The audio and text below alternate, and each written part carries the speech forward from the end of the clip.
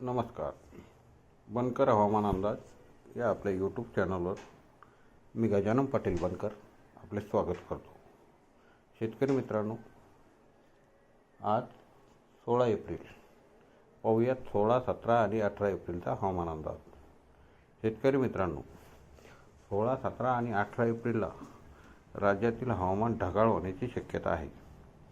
तसेच नांदेड, हिंगोली, परभणी,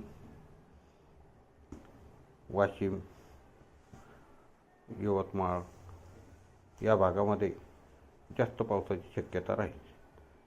तसेच धाराशिव, बीड या जिल्ह्यामध्ये सुद्धा पावसाची शक्यता जास्त राहील. जालना, बुलढाणा या जिल्ह्यामध्ये जालन्यातील घनसावंगी, अंबड, मंठा, परतूर या भागाकडून पाऊस पूर्वेकडे सरकत जाईल